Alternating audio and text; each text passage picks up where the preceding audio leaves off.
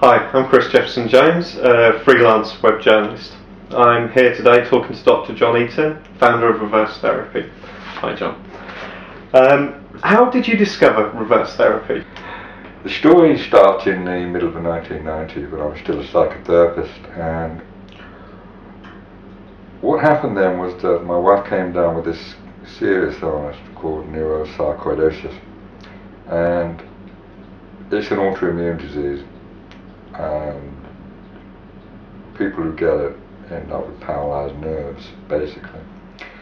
And what was interesting was that quite clear to Yvonne and me that there were a lot of emotional things going on with her at that time in relation to her employment. She was being messed around by her employers, and over time she became seriously ill.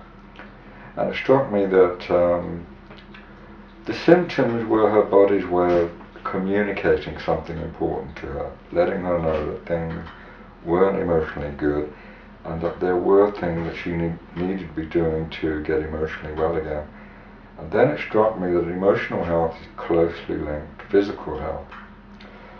So then I got investigating on brain biology, the connections between the brain, the nervous system, the emotional systems, the immune system, and so on.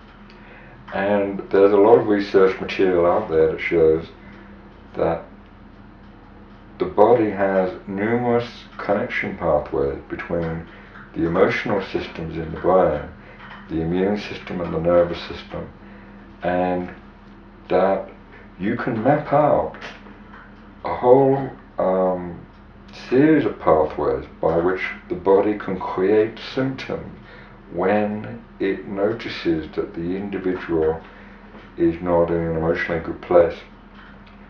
And when I started following up these clues, I started introducing into my work what we call a symptom-focused approach. And that would just have people becoming very aware of their body, becoming very aware of their emotions, and becoming very aware of what it was that the body was trying to say to them through the symptoms. You can see this in everyday life. I mean, you, Chris, you get pissed off sometimes, and your employer's giving you a hard time at 4 o'clock in the afternoon, you've got a splitting headache, and you know what that means. You have to go and do something about it, and well, we won't go into what you do about it, but we can both recognize that your body will be communicating to you at that point. So, with regards to that, I suppose it's like a psychotherapy. Well, you're triggering my buttons here. Because there's one thing that I absolutely detest, and that's people saying that reverse therapy is a psychotherapy. Now, probably it's my fault because I called it reverse therapy. If I'd known different, I'd have called it reverse process. It's not a psychotherapy, it's an educational thing that we do with clients. We teach them how to listen to their bodies. We explain to them what's gone wrong, we explain why they're having symptoms, and we talk to them about what they can do about it. And then we give them some tools to go and practice so that they can get well again. There are a lot of lazy people out there who think reverse therapy is a kind of cognitive behavioural therapy. In fact, it's the complete opposite. Cognitive behavioural therapy messes around with people's thoughts, and we believe that thoughts are a kind of disease, and in fact the best thing you can do is go around with no head, because head mind gets you in the way of health, it gets you in the way of emotional connection, and it often messes people up by keeping them trapped in thoughts and beliefs. The last thing we want to do is go down that road. How does this actually work? Good question. How does it work? Truthful answer is I don't absolutely know why it works. That's the truthful answer. And the reason I don't absolutely know is there's a mystery to body-mind. We have to understand that body-mind is heart-based intelligence. It's not based on thoughts or ideas or memories. It's based on changes in the cells and the glands and the stomach and the immune system.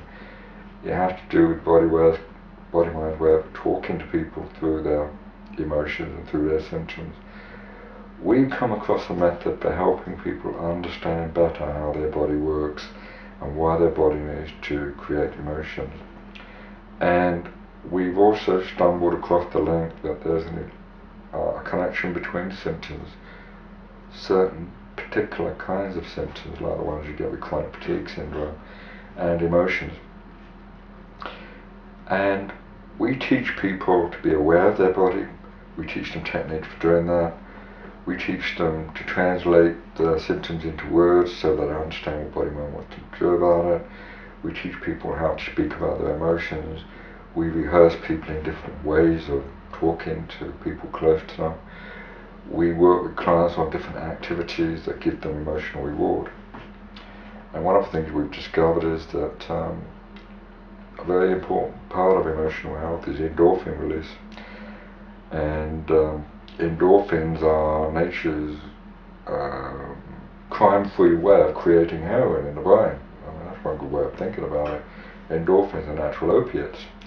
And when body mind produces them, it's saying, great, yippee, we're doing something great here. Then we get a good feeling, we get a high, we get a natural mood elevation. And if we have pain, the pain goes down, symptoms get better, and body mind recognizes that we are now leading a much more emotionally centered, healthy way of life. So at that point it can turn the symptoms down. Symptoms are only there